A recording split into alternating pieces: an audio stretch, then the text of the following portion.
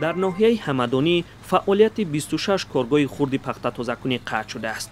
گویا کارکرد پخته در این کارگاه‌ها به طلبات جهانی جوابگو نبوده است. تنها در سال 2022 این کارگاه‌ها 5000 تن پخته کارکرد کرده به اقتصاد ناحیه 10 میلیون سومانی فایده آوردند.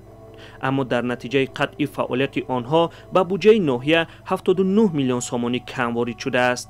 وقتی کارکرد میکنن با 1000 تن پخته همی 12 میلیون راست میاد، یعنی که حسابات همی 12 میلیون با امور در 1000 تن داخل میشد. به سببی که در سال 2023 فعالیت نکردن، یعنی فعالیتشون قطع کرده شد، حسابات دادن نتونستن، پخته قبول کردن نتونستن.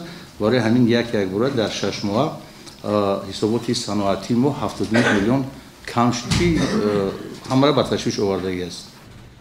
کارگاه‌های خرد پخته‌تازه‌کنی در همدانی از سال 2014 فعالیت دارند. بین کارگاه‌های خرد و کلان فرقیت وجود دارد و این به صفت پخته کارکرد شده تأثیر می‌رساند. مثل زوادهای کلان دو شونه دارن، پرس دارن، دیگر که همون پخته را کیپ کرده میبرن. اینا همین بگیم وایشون اراشون یک شونه است، پرس ندارن.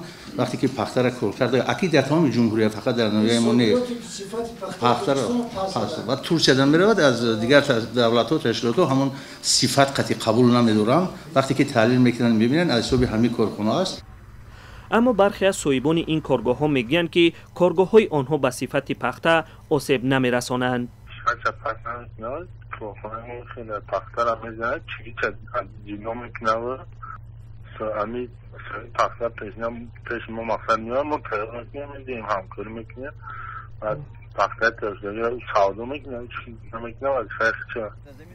ناحیه همدانی یک ناحیه اگراری بوده، ساکنانش به کشت و کار مشغولند. در اکثر زمین‌های آبی آن دهقانان پخته می‌کنند.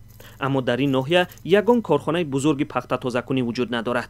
یگانه کارخانه بزرگ پخته‌تازه‌کنی که از زمان شوروی باقی مانده است خصوصی شده است، ولی حالا کار نمی‌کند و صاحبانش آن را به فروش گذاشتند. دهقانان پخته خام خود را به کارخانه‌های پخته‌تازه‌کنی فرخار می‌فرستند.